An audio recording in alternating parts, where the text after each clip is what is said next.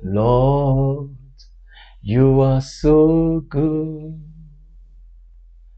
Lord, you are so good.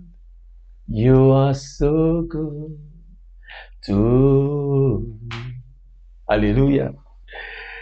Dieu, tu es si bon. Dieu, tu es si bon. Dieu, tu es si bon. Tu es si bon pour moi. Alléluia.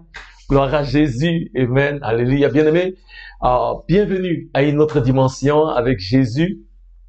Au nom du pasteur Kadi, nous vous souhaitons une cordiale bienvenue. Je suis le pasteur Dibi, votre serviteur. Amen. Je suis encore très heureux d'être avec vous ce soir. L'Éternel est fidèle. Amen. Alléluia. Nous rendons grâce à Dieu pour vous tous qui êtes connectés. Alléluia. Likez, invitez, partagez, invitez quelqu'un qui n'est pas encore connecté et appelez vos amis, dites-leur. Connectez-vous à une autre dimension car Jésus a une parole pour vous. Alléluia. Amen. Le Seigneur est tellement bon. Amen. Nous avons commencé en chantant que l'Éternel est si bon et j'aimerais que vous puissiez joindre vos voix à la mienne. Amen. Pour que ensemble nous puissions dire merci à ce Dieu-là qui est bon. Alléluia. Éternel, oh Dieu, nous voulons te bénir et te rendre grâce pour ta bonté, pour ta fidélité, pour ton amour infini. Que ton nom soit loué. Merci Seigneur. Alléluia. Pour tout ce que tu fais dans nos vies, au travers de nos vies. Éternel, oh Dieu, pour en chaque personne connectée ce soir, nous voulons prier que tu continues de nous révéler tes bienfaits, que tu continues de nous révéler ta grandeur, ta puissance et ta fidélité.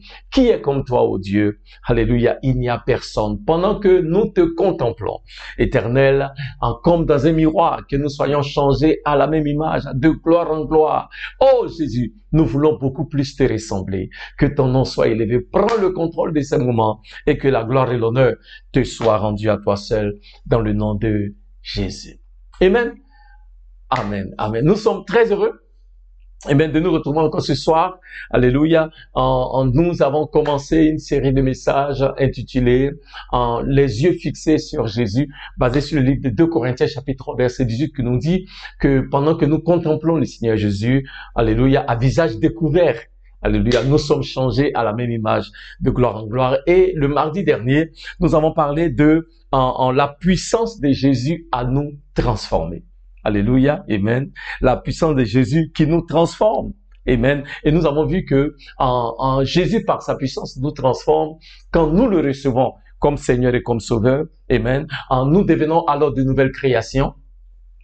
Basé sur le livre de 2 Corinthiens chapitre 5 au verset 17, qui nous dit que celui qui est en Christ est maintenant une nouvelle création. Et voici, les anciennes choses sont passées et maintenant toutes choses sont quoi? Nouvelles. Alléluia, amen. Et au travers de cette nouvelle naissance, au travers de, comment dirais-je, cette transformation que nous expérimentons en Jésus-Christ, nous avons alors un nouveau caractère, là où il y a une plus grande manifestation du fruit de l'esprit, amen, l'amour, la foi, la patience et tout ça, que nous avons vu dans le livre de Galates chapitre 5 au verset 22, mais aussi nous épousons de nouvelles valeurs. Alléluia, amen. En valeur dans ce sens où, là où nous étions malhonnêtes, nous sommes beaucoup plus honnêtes. Alléluia, amen.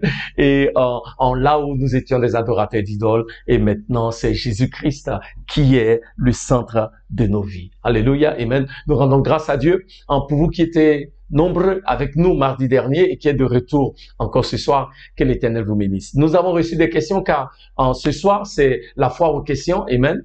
Et nous voulons utiliser cette opportunité pour répondre à quelques-unes des questions que nous avons reçues. Nous voulons vous dire merci. Et même vous qui avez soumis vos questions, ça montre que vous nous suivez, ça montre que ces temps d'enseignement vous bénit, alléluia, et fait la différence dans vos vies. Donc nous voulons vous encourager, amen, à nous suivre nombreux et à ne pas hésiter à nous poser des questions, ce qui nous donne encore l'opportunité de clarifier les choses pour vous, mais aussi d'aller beaucoup plus en profondeur dans l'enseignement de la parole. Amen. Donc ce soir, sans plus tarder, nous allons passer aux questions que nous avons reçues. Amen. Notre première question nous vient de Francis, qui est ici à Abidjan, dans un quartier appelé la Riviera Golf. Alléluia. Donc, Francis, que Dieu vous bénisse et merci pour votre question. En fait, il est bon de noter que la question de Francis est une question, assez intéressante. Donc, s'il vous plaît, elle est un peu longue, mais je vais la lire quand même. Alléluia. Francis dit ceci. Est-ce que nous sommes prêts? Voilà. Comment avoir le regard fixé sur Dieu et garder la foi quand on avance dans la vie, que l'expérience nous montre qu'il a fallu intervenir, assumer ses responsabilités. Bref, agir dans bien souvent des cas pour être là où on est.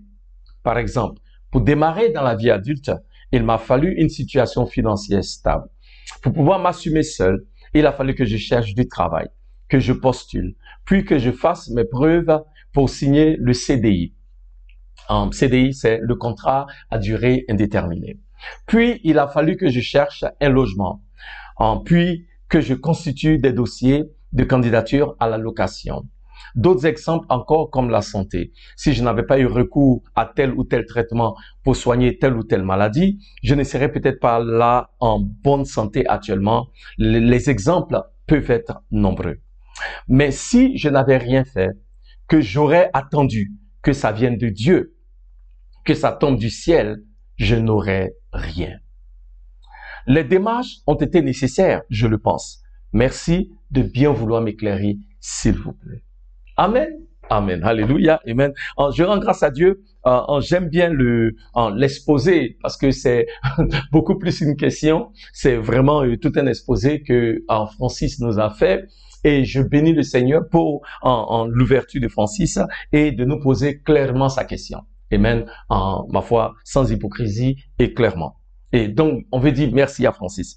Francis, effectivement, on ne peut pas juste passer le temps à contempler le Seigneur, comme on dit à Abidjan, pendant que la vie passe. Amen.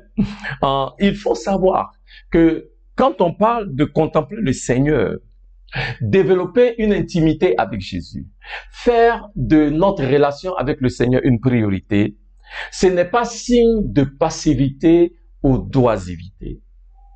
Alléluia. Nous ne disons pas, allons, on va s'asseoir quelque part et s'enfermer pendant 365 jours et passer tout le temps à regarder le visage de Jésus. Alléluia. Oui. Si le faire, ce n'est pas une mauvaise chose. Si c'est ce que nous recevons, si c'est ce que nous ressentons que Dieu nous appelle à faire, alors il faut le faire sur 365 jours. Alléluia. Mais ce qu'il faut que nous comprenions déjà à la base, c'est que quand nous parlons de contempler le Seigneur et être transformé à son image, nous ne disons pas que parce que nous contemplons le Seigneur, alors il faut être passif et oisif. Alléluia. Amen. Je pense qu'il est important que nous évitions de nous retrouver dans les extrêmes. Je m'explique. Parce qu'il y a deux manières d'approcher cela. La première manière, c'est dire que je suis devant la face du Seigneur et je n'ai le temps pour rien d'autre. L'autre manière, c'est que je suis tellement occupé, on dit à Abidjan, à me chercher. Okay. Je suis tellement occupé à me faire une vie, à réussir dans ma carrière, à réussir dans mes études, que je n'ai pas de temps pour Dieu. Okay. Donc souvent, le problème auquel on peut être confronté, Francis, je pense, c'est les extrêmes en fait. Je suis devant le Seigneur, je suis sur la montagne, je cherche la face du Seigneur, je n'ai pas de temps pour autre chose. J'ai trop de travail, je dois m'occuper de ma carrière, je dois m'occuper de mes enfants, je dois m'occuper de ma famille, je dois m'occuper de mon travail. Ce n'est pas mauvais, ok? Et on peut dire qu'on est tellement occupé à ces choses-là qu'on n'a plus de temps pour le Seigneur. Donc déjà, il faut établir clairement que on doit éviter d'être dans les extrêmes. Ça, c'est un. 2. La Bible dit dans le livre de Osée, chapitre 4, verset 6, que mon peuple périt par manque de connaissance. Alléluia. Mon peuple périt par manque de connaissance. Alléluia. Le mot connaissance ici, on veut dire aussi, mon peuple périt par manque de sagesse ou de compréhension. Alléluia. Quelqu'un dit, l'ignorance tue. Mon peuple périt. Amen. Le peuple devient sauvage. Le mot périr veut dire le peuple devient sauvage. Il est désordonné par manque de connaissance, par manque de sagesse, par manque de compréhension. Donc la compréhension, c'est très important par rapport à ce que Dieu nous appelle à faire. La sagesse, dans comment est-ce qu'approcher les vérités de la parole, c'est aussi quoi? Très important. Amen.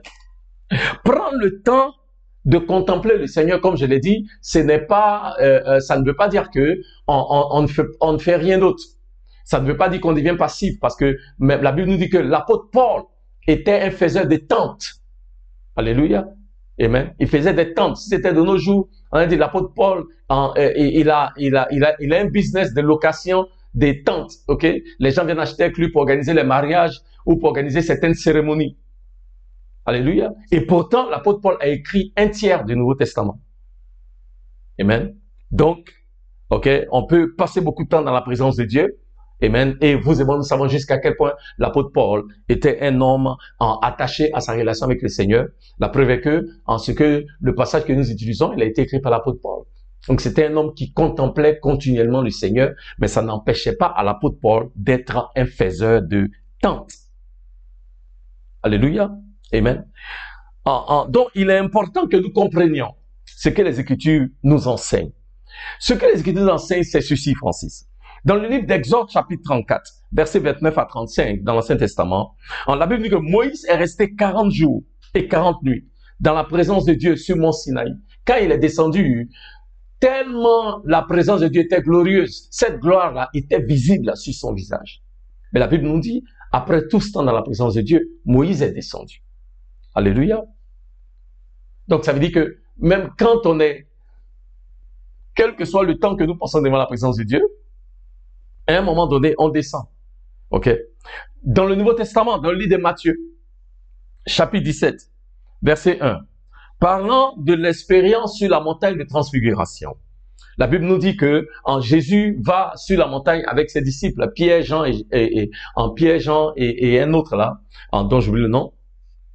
Et pendant qu'ils sont sur la montagne, ok, Jésus est transfiguré devant eux. Et Pierre dit, et il voit apparaître Moïse et Élie.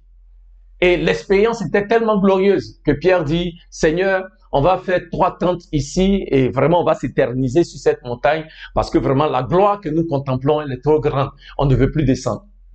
Et pourtant, le Seigneur Jésus, après cette expérience, leur a dit, non, on va descendre, et ils sont descendus. Alléluia. Donc, nous pouvons voir que il y a des expériences que nous avons dans les Écritures où nous expérimentons la gloire de l'Éternel, mais après avoir expérimenté cette gloire, ok, nous continuons, nous partons dans nos activités, ok, avec cette gloire du Seigneur que nous avons expérimenté. Je vais nous aider. Je vais utiliser un passage pour nous aider à mieux comprendre ce qui, je pense, est la pensée du Seigneur par rapport à la question de Francis. Dans le livre de Genèse, chapitre 2, verset 15. Genèse, chapitre 2, verset 15. Regardez ce que la Bible nous dit. Ok? La Bible nous dit, Dieu créa l'homme, n'est-ce pas? Et l'homme que l'Éternel a créé, Genèse chapitre 2, verset 15, je vais lire. Il dit, l'Éternel Dieu prit l'homme après qu'il l'ait créé. Il le plaça dans le jardin d'Éden pour le cultiver et pour le garder. Alléluia. Donc, et il y a 3 choses que je veux nous aider à comprendre ici. La première chose est la suivante. 1, l'homme a été créé par Dieu. Ok, je pense qu'on est tous d'accord sur cet état des faits. Ok, Dieu a créé l'homme. Ok, on peut voir clairement dans les Écritures, ok, que l'homme a été façonné par le Seigneur. Et la Bible dit que l'homme que Dieu a créé, Dieu l'a placé dans un jardin appelé Éden. Alléluia. Maintenant, ce qu'il faut comprendre concernant Éden, c'est que quand on regarde dans les Écritures, Éden, c'est pas réellement un lieu physique. Ok. Éden, c'est une atmosphère. Éden, c'est traduit littéralement un lieu plaisant. Éden, c'est un lieu là où Dieu est. Alléluia. Donc, quand Dieu crée l'homme, Dieu met l'homme dans un lieu là où lui-même il est. Ok? Et quand Dieu met l'homme dans le Dieu là où il est. Donc la première chose, un, Dieu crée l'homme. Et deux, l'homme que Dieu a créé, il le met à Éden, qui représente une atmosphère, un lieu plaisant, un lieu là où Dieu est. Donc Dieu met l'homme là où lui-même il est, pour communier avec lui. Ok? Et troisièmement, après que Dieu ait mis l'homme là où lui il est, il lui donne maintenant de cultiver et de garder le jardin. Troisièmement, il lui donne un travail. Alléluia. Amen. Donc, Francis, ça c'est à la Genèse. Et la Bible nous enseigne que la Genèse nous montre le modèle à suivre. Dieu établit dans la Genèse le modèle que nous devons suivre dans le reste de la Bible. Donc le modèle que Dieu établit, c'est que l'homme a été créé par Dieu. L'homme qui a été créé par Dieu a été établi pour d'abord communier avec Dieu avant le travail. Ce n'est pas l'inverse. Donc nous commettons une grave erreur quand nous mettons le travail que nous faisons avant Dieu. Non, avant notre communion avec Dieu, avant notre relation avec Dieu. Non, ce que nous devons de faire, c'est de faire de notre relation avec Jésus la priorité des priorités. Alléluia. Donc, d'aucuns seront tentés de me demander, mais pasteur, donc si je passe mon temps, autant de temps, à contempler Dieu, à être intime avec lui, à passer le temps dans sa présence, quand est-ce que j'ai le temps de faire autre chose? Ok, je vais répondre à ça aussi. Alléluia, amen. Ce que le Seigneur nous demande de faire, c'est que notre contemplation de l'Éternel, notre intimité avec l'Éternel doit informer tous les autres aspects de notre vie. Alléluia. Je m'explique. Si, disons que je suis médecin et que je suis à mon lieu de travail, mais je suis en train de travailler en tant que médecin, mais pendant que je fais ce travail-là, ça ne m'empêche pas de continuer de contempler l'Éternel, mon Dieu. Alléluia. Donc, tout ce que je le fais avec la perspective du Seigneur. Je ne fais pas comment dirais-je ça, au dépend de l'autre. Je ne sais pas si je me fais comprendre. Donc, je veux dire, ce n'est pas parce que je suis en train de contempler Dieu que je sacrifie le travail que je suis supposé faire. Ce n'est pas parce que je suis en train de travailler que je sacrifie l'intimité que je dois passer avec le Seigneur, Francis. Ok? Et je pense que souvent, c'est là où nous avons un problème. Parce que nous pensons que je dois tellement travailler que je n'ai pas le temps de contempler Dieu. Ou je dois tellement contempler Dieu que je n'ai pas le temps de travailler. Mais ce n'est pas ce que les Écritures nous enseignent. Ce que le Seigneur veut que nous comprenions, c'est que il nous a créés pour communier avec lui. Il nous a créés pour le contempler. Il nous a créés pour passer le temps dans sa présence, d'être avec lui. Alléluia. Mais pendant que nous sommes avec lui, c'est le même Dieu là qui nous a créés pour communier avec lui. C'est le même Dieu qui a donné le travail à Adam. C'est le même Dieu qui nous donne le travail. C'est le même Dieu qui nous amène à avoir et établir des activités dans lesquelles nous allons prospérer. Alléluia. C'est ce même Dieu-là. Et ce même Dieu qui nous appelle ne nous demande pas de faire une chose en négligeant l'autre. Amen.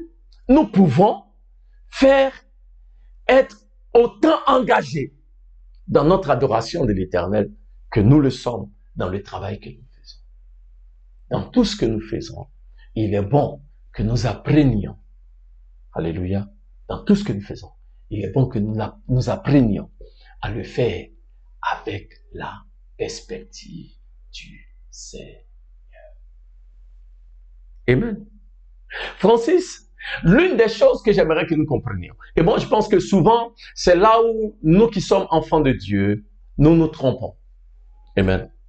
La Bible dit, la terre appartient à l'Éternel et tout ce qui y est. Alléluia. La terre appartient à l'Éternel. Et tout ce qui y est appartient à Dieu. Et ce qui appartient à Dieu est quoi? Sacré. Mais regardez ce que le diable, et je dirais le diable, a réussi à faire. C'est qu'aujourd'hui, nous disons, il y a ce qui est sacré et il y a ce qui est séculaire. Donc, je m'explique. Si je suis médecin, je considère que quand je viens à l'église le dimanche pour pour adorer, ça c'est sacré. Quand je vais le lundi au travail pour exercer mon travail de médecin, ça c'est séculaire. Mais ce n'est pas vrai. Puisque toutes choses ont été créées par Dieu, tout est sacré. Alléluia. Tout vient de l'Éternel. Autant quand je suis à l'église, je suis dans une attitude d'adoration parce que j'estime que Dieu est présent. De la même manière, quand je vais à mon lieu de travail en tant que médecin, je suis toujours dans une attitude d'adoration parce que je crois toujours que Dieu est présent. Donc, en réalité, que je sois à l'église en train d'adorer ou que je sois à mon lieu de travail, amen, je suis toujours en train de contempler le Seigneur. Amen. Alléluia. Et quand nous comprenons cela, Francis, en ce moment-là, ça devient plus facile. Je n'ai pas à me dire, mais comment je suis en train de passer mon temps à contempler Dieu. À quel moment je vais aller travailler? À quel moment? Non, Dieu ne nous empêche pas d'aller faire les choses que nous devons aller faire. Bien au contraire. Nous devons savoir que les choses que le Seigneur nous appelle à faire, amen, tout cela émane de lui. Que ce soit ce que nous faisons dans la maison de l'Éternel ou pendant notre temps de prière que nous considérons comme étant sacré, ou quel que soit ce que nous faisons à notre lieu de travail, dans notre carrière, que nous considérons comme étant du monde séculaire, mais qui en fait, puisque étant créé par Dieu, est aussi quoi? Sacré. Donc, on approche toute chose dans une attitude d'adoration.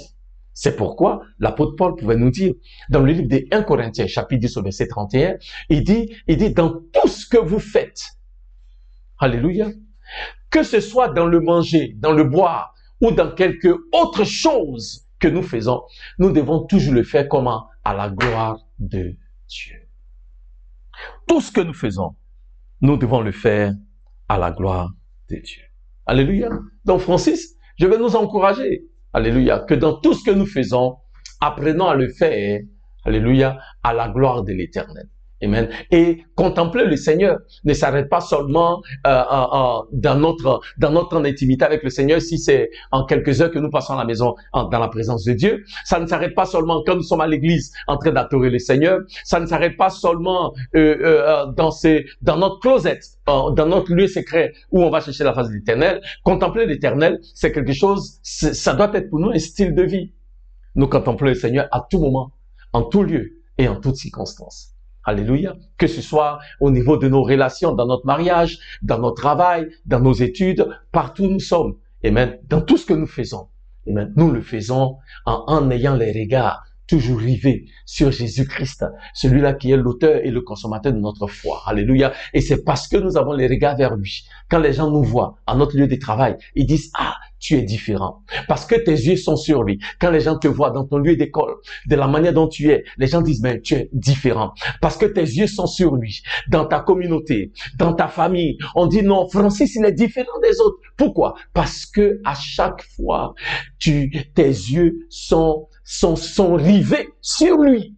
Sur ce Jésus-là. Amen. Et parce que tes yeux sont rivés, parce que nos yeux sont rivés sur ce Jésus-là, en tout lieu, à toute heure, en toutes circonstances, nous sommes transformés de gloire en gloire. La transformation dont il est question, c'est pas quelque chose qui se passe en une fois et puis c'est fini. Non, c'est une transformation qui est continuelle, au quotidien, à chaque heure, à chaque instant, chaque jour, à tout moment, en tout lieu, tu es transformé. Nous sommes transformés. Alléluia, que le nom du Seigneur soit loué. Et c'est ça la beauté de servir Jésus-Christ et d'être intime avec lui. Le changement qu'il opère continuellement dans nos vies et au travers de nos vies. Que le nom du Seigneur soit loué. Amen. Gloire à Dieu. Deuxième question. Notre temps s'en va. Ah, gloire à Dieu, bien-aimé. Nous ne faisons que commencer. Rapidement, nous allons prendre une deuxième question et puis nous allons prier. La deuxième question, elle nous vient rapidement de Anne Désirée à Yopougon, zone industrielle. Anne Désirée, que l'Éternel vous bénisse. Yopougon, zone industrielle, c'est aussi un quartier de la ville d'Abidjan. Alléluia. Et nous rendons grâce à l'Éternel pour la vie de Anne Désirée. Amen. Nous voulons encourager aussi ceux qui nous suivent, qui sont dans d'autres pays africains, en Europe ou aux États-Unis. Vous pouvez toujours soumettre vos questions et ce sera avec plaisir pour nous de répondre à ces questions-là. Anne Désirée nous dit, et rapidement, bonsoir pasteur, bonsoir Anne Désirée. elle nous dit, comment réussir à avoir les yeux fixés sur Jésus dans notre siècle actuel? Alléluia. Où tout est difficile. Vraiment difficile. Et nous avons l'impression que nos prières ne montent pas. Alléluia. Merci Anne-Désirée. Anne-Désirée dit, dans le monde, dans les jours là où nous sommes, comment continuer de garder les yeux sur Jésus? Alléluia. Quand les temps sont difficiles, comment garder les yeux sur lui? Alléluia. Comment garder les yeux sur Jésus quand les temps sont difficiles?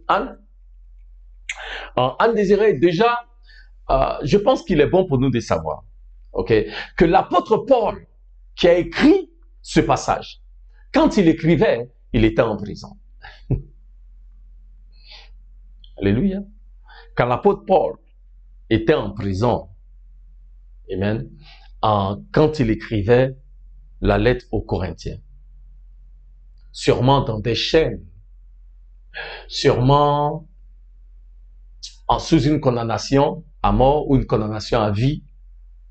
Donc de vous et moi, Anne-Désirée, à ce que je sache, vous n'êtes pas en prison, vous n'êtes ni enchaîné non plus. Certes, chacun de nous a ses difficultés, mais nous voulons souligner à quel point Paul était confronté à des circonstances difficiles. Et pourtant, c'est ce Paul-là qui nous dit que quand nous le contemplons, donc ce que je veux dire, c'est que quand nous regardons la situation à laquelle Paul était confronté, et que Paul soit à même d'écrire ce qu'il a écrit, vous et moi, qui ne sommes pas confrontés même à un tiers de ce que Paul a connu, certainement, nous pouvons avoir les yeux rivés sur le Seigneur Jésus. Alléluia. Donc, Paul est déjà un exemple édifiant.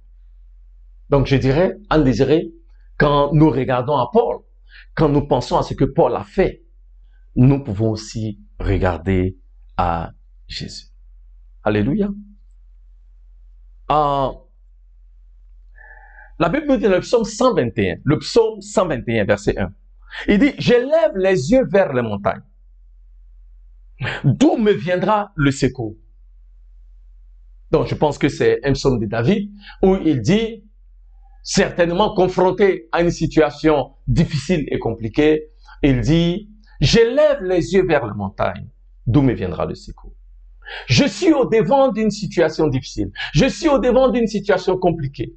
Où vais-je trouver la réponse? Où vais-je trouver l'aide? Où vais-je trouver le secours? Alléluia. Donc, l'écrivain de psaume pose cette hypothèse-là. Je suis dans des problèmes. Je suis dans des difficultés. Et j'élève les yeux. D'où me viendra le secours? Et il va répondre. Celui qui a écrit répond.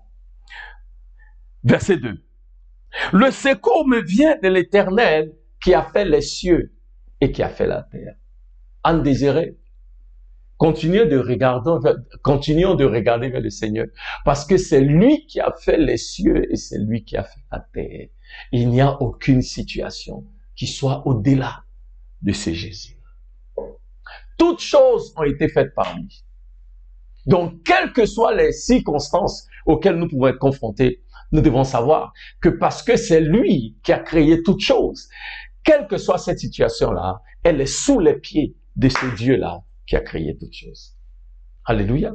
La Bible dit dans le livre de Matthieu, chapitre 14, que les apôtres étaient en train de traverser la mer et la tempête s'est levée, ils avaient des problèmes et ils pensaient qu'ils allaient mourir. Et la Bible dit, en ce moment-là, ils ont vu Jésus venir vers eux, marchant sur l'eau. Alléluia. Amen. Alléluia. À un moment de désespoir, à un moment compliqué de leur vie, là où ils ne savaient plus vers qui se tourner ou quoi faire, à cet instant-là, ils ont vu Jésus venir vers eux, marchant sur l'eau. En Anne-Désirée, c'est significatif, parce que Jésus est venu marchant sur l'eau, Il aurait pu venir avec des ailes, comme souvent on voit les images des anges qui viennent avec des ailes. Non, il n'avait pas des ailes. Il est venu marchant sur l'eau. Anne-Désirée, vous savez pourquoi? Parce que ce qui faisait peur aux disciples, c'était la mer qui était agitée et les vents. Jésus est venu marchant sur l'eau pour que les disciples comprennent que les vagues de la mer qui leur font peur sont sous ses pieds. Alléluia. Amen. Donc, en ce moment-là, qu'est-ce qu'on peut faire? C'est juste regarder à ces Jésus-là. Parce qu'il a montré que cette situation, il est nettement au-dessus de cette tempête qui les effrayait. Cette tempête qui pouvait leur ôter la vie. Jésus vient marchant sur les éléments pour que les disciples comprennent que cette situation est sous ses pieds. Donc, au lieu de regarder aux vagues, au lieu de regarder au vent, au lieu de regarder à la mer qui est agitée, mieux vaut regarder à ce Jésus-là qui vient de montrer par cet acte que les éléments ne peuvent rien devant lui. Il est Dieu et il n'y a rien qui soit trop difficile pour lui. Anne-Désirée, quelles que soient les tempêtes, les vents contraires qui peuvent souffler, que nos yeux soient toujours sur lui. La Bible dit dans le livre de Jean, chapitre 6, verset 68, que Jésus avait beaucoup de disciples.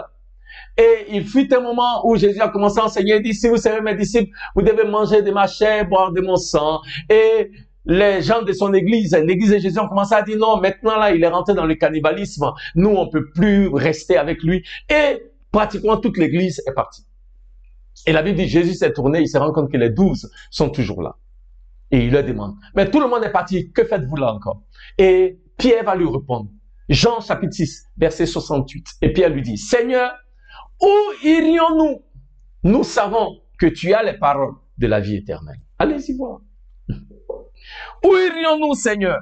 Car nous savons que tu as les paroles de la vie éternelle. Alléluia. Celui qui a la vie en abondance, c'est Jésus.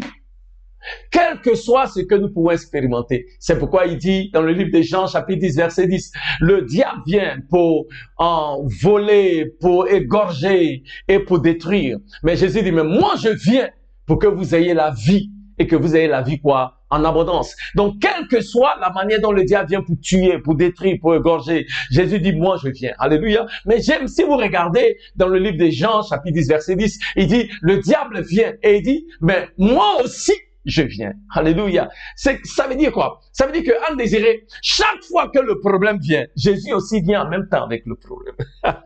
Donc nous avons le choix. On peut regarder au problème qui va nous détruire, ou on peut regarder à Jésus qui va nous donner la vie. Parce que les deux viennent en même temps. Voilà. Parce qu'il dit, le diable vient pour égorger, pour tuer, pour détruire. Il dit, moi aussi, je viens. Alléluia. Et quand on étudie les passages, la Bible veut que nous comprenions que les deux viennent en même temps. Il y a le diable qui vient pour te détruire et puis Jésus qui vient pour te donner la vie et la vie en abondance. Qui tu vas regarder? Voici la question en fait. Bien. Sinon, le problème là, ça fait partie de la vie. Jésus dit dans le livre de Jean chapitre 16 au verset 33, il dit, dans cette vie, vous aurez des tribulations. Il dit, mais réjouissez-vous, car j'ai vaincu le monde. Ça veut dire les tribulations, les problèmes, ça fait partie de la vie en désiré. Ça ne finit jamais. Ok? Donc, il n'y a pas une question de vie qui n'a pas de problème. Ça n'existe pas. Aussi longtemps que nous sommes sur cette terre, faits de chair, on sera toujours confronté à des épreuves. Mais ce que Jésus dit, c'est que quand les épreuves viennent, il vient aussi avec. Donc, le choix nous appartient. Soit de regarder à l'épreuve, ou de regarder à ce Jésus-là, qui est la solution. En désiré, regarde à Jésus. Et ne te laisse pas distraire. Je vais finir en disant ceci. La Bible nous dit, dans le livre des Hébreux, en désiré, et puis j'en aurai fini. Hébreux, chapitre 12, verset 2, je vais vous laisser avec ce passage. Hébreux, chapitre 12, verset 2. Ok, la Bible dit ceci, rapidement, Hébreux 12, verset 2. Il dit, ayant les regards sur Jésus, oh gloire à Jésus, j'aime ça. Ayant les regards sur Jésus, regardons-le. Alléluia. Regardons Jésus. Ayant les regards sur Jésus. Pas sur le problème. Pas sur les circonstances de la vie. pas sur ce que notre corps nous dit, pas sur le rapport du médecin, pas sur le rapport des hommes, non pas sur ce que ta famille a dit, non pas ce que les hommes font ou ce que les hommes disent. Il dit ayant les regards sur Jésus. Alléluia. Donc ayons nos regards sur Jésus.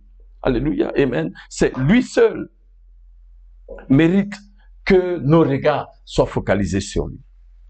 Ayant les regards sur Jésus, le chef et le consommateur de notre foi. Ma Bible dit, ma Bible dit, l'auteur et le consommateur de notre foi. L'auteur et le consommateur. Le chef et le consommateur de la foi, qui, en vue de la joie qui lui était réservée, a souffert la croix, méprisé l'ignominie et s'est assis à la droite du trône de Dieu.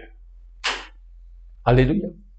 Il dit, regardons à Jésus, qui lui-même, parce qu'il regardait à Dieu, n'a pas tenu compte des problèmes auxquels il était confronté. Il dit, il a souffert la croix. Ah, Anne Désirée, imaginez la souffrance de la croix. Ça n'a rien à voir avec les petites souffrances là qu'on connaît là. Paul dit, comparant les souffrances que lui connaissait avec celles du Seigneur Jésus, il dit, pour ces souffrances momentanées, c'est-à-dire ce n'est rien. Il a souffert la croix. Il a méprisé l'ignominie, c'est-à-dire il n'a pas regardé la honte, les choses qu'on a dit sur lui. Comment est-ce que les gens l'ont dépouillé, déposé, comment dirais-je, calomnié, giflé, on a craché sur lui. Amen. On lui a mis l'épine, ses disciples qui l'ont trahi. Alléluia. Il a été victime de faux procès. Ok. Tout ça là, il n'a pas regardé. Alléluia. Pourquoi? Parce que ses yeux étaient sur le Père.